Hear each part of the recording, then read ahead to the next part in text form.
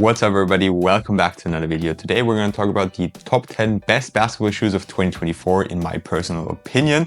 Before we get into it, I need you to keep two things in mind. For one, I haven't been able to try every single basketball shoe that released, and even though these are the 10 basketball shoes I think are the best performance overall, they're also heavily influenced by my personal preferences and by the shoes that I just like the most. With that being said, let's get straight into it and start with my honorable mentions. There were a lot of great shoes released and these didn't crack the top 10, but were also really good performance. I have the Jordan 38 Low, the Kobe 9 Pro Tro, the KD 17 8084 Ultra, the Hezi Low Volume 2 and the Anta Kai 1. The number 10 spot on my list is shared by two shoes and I'm going to explain why in just a little bit. I have the Dame Certified Free from Adidas and the Adidas Dame 9. The reason why the Dame 9 is not higher up, even though I think they have amazing performance and they could definitely be higher up on this list, is because I haven't been able to try them in my size. Those are half a size too small and I have really wide feet, so I just always had a little bit of pinching here on the side and I just couldn't enjoy the performance of them as much. The reason why I wanted to include the Dame Certified Free is because, for one, I think they are almost as good as the Dame Free, just a tiny little bit heavy, but for a budget shoe for only 75 euros or dollars, you can't really ask for much more. Solid traction performance, yes, they do pick up dust, but if you wipe, you're going to be good to go even on dustier courts. The cushioning setup is really nice. On the Dame 9, we have Light Strike. On the Dame Certified Free, we have Bounce, and it's incredibly soft with an insane amount of compression. The support is also there and the materials are pretty much the same as on the Dame 9 or feel the same. So these two pairs share the number 10 spot and I really enjoyed the Dame Certified Free, even though I heard some other reviews that didn't really like them as much. The number 9 spot on my list goes to the Puma All Pro Nitro Elite. What I like most about them is the insanely good drop-in midsole, probably the best drop-in I've ever tried. What I don't like about them is the crazy high retail price of 250 euros or dollars. That's just insane for a shoe from Puma. Not trying to hate on Puma, but they just don't have the standing that other brands have. And then to charge 250 for a shoe, even though they're damn good, is just crazy. Traction performance is nice. That was a concern on the regular All Pro Nitro, but here you're good to go on dusty courts and you can even take them outdoors because they will be durable enough, but I don't know if you want to do that because they are 250. The drop-in, as I said, the best I've tried. Full length nitro foam with a carbon fiber shank on the bottom of the drop-in, so really good support as well, especially torsional support. And the materials are also a little bit of a downside for 250 as they are relatively thick and stiff, especially here in the forefoot. I saw a graphic by the designer of the shoe, Jeremy Saleh, I think is his name. Sorry if I pronounced that wrong, he's French. And he actually wanted to use leather materials, which I don't like as much. I just would have preferred some synthetic materials like on the regular All Pro Nitro. Number 8 on my list is the New Balance Fresh Foam BB Volume 2. Again, a really good performer. Essentially all the shoes on this list are very good performance, even the honorable mentions, and there's even some shoes I couldn't cover. By the way, if you're wondering where I got all these shoes from, I got them from Kicks. You can find an affiliate link down in the description box below and you can use my code LUCAS for a discount. Back to the Fresh Foam BB Volume 2. Very good traction performance, kind of like some little suction pods here on the outsole that's suck to the court. Works very well also on dustier setups. The translucent and the solid rubber I tried have the same performance, so no worries there. I do think they can be used for outdoors. The grooves are very shallow, but they are hard to move, so it's a little harder rubber compound, but also not the most durable outdoors. The cushioning setup is what earns them the spot on this list. It's incredibly soft. Fresh foam cushioning is insanely nice. The only downside is you're a little bit high off the ground. You just have a really high stack height. So court feel isn't the best, but if you need impact protection, if you want a soft feel, if you like the feeling of walking on a cloud, these shoes are for you. The materials are also a highlight. I heard some reviewers say that they use real leather. On the tag that comes inside of the shoe, it says synthetic leather, so I'm not sure which is the case.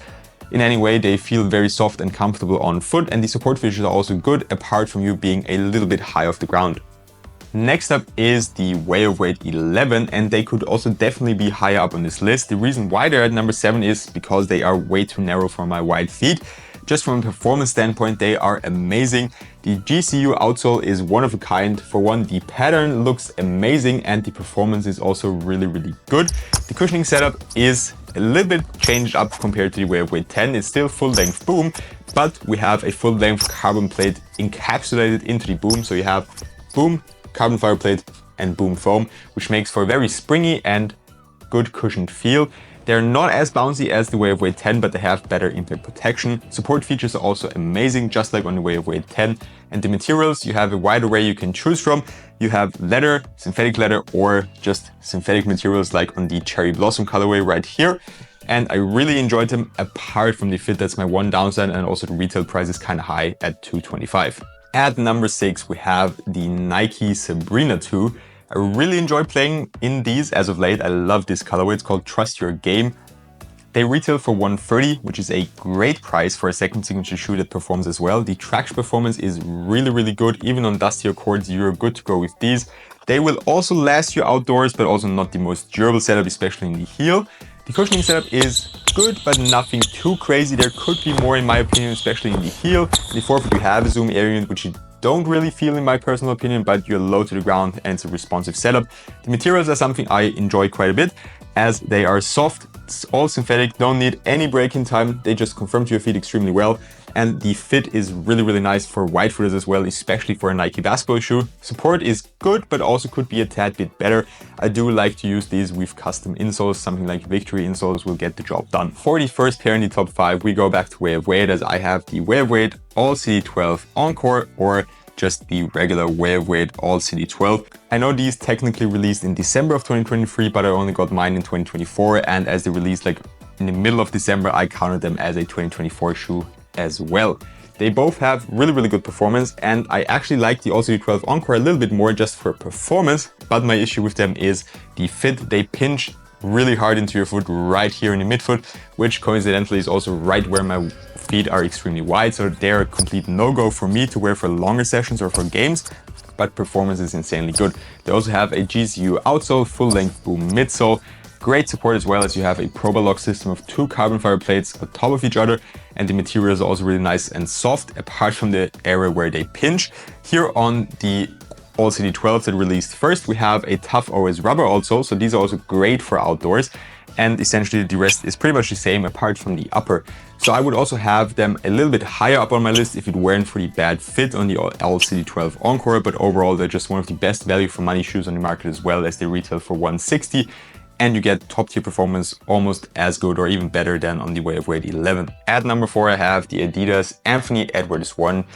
You can also hoop in the A1 lows, although they have a little bit of a stiffer cushioning setup, which is actually one of the things that makes the mids so damn good. Traction performance is insanely good, one of the hardest bites in 2024 in my personal opinion. The cushioning setup, as I said, a mix of boost and light strike, really enjoyable, really soft, great impact protection and still low to the ground in the forefoot. The materials and the overall design of the shoe are also amazing in my opinion. I really love this kind of cheese grater look here we have on the side. The support is also top tier. We have an Adidas X-shaped shank plate in the outsole. The only thing holding them back, in my opinion, is that they are extremely heavy. That's why I like the lows a little bit more for games, as they're also lower to the ground and the cushioning setup is more responsive. But they are pretty damn heavy overall, so that's why they're only at number 4 and not higher up. The first pair in the top 3 is the Adidas Harden Volume 8. They could actually also be higher up if it weren't for the damn narrow fit, especially here where we have this EVA sidewall. It moves in over the top of your foot, exactly where my foot is wide, so I just also can't wear them for too long. Apart from that, they have amazing performance. Traction performance is really good. They fixed the massive dust pickup issue on the Harden 7. We have a full-length boost midsole. You can see it a little bit here for the outsole. We have a shank plate here in the middle. You can also see it for the translucent outsole. And everything about this shoe is just a top-tier performance model. They're lighter than the A1s, that's why they're also high up on this list, and overall I also think they have better performance.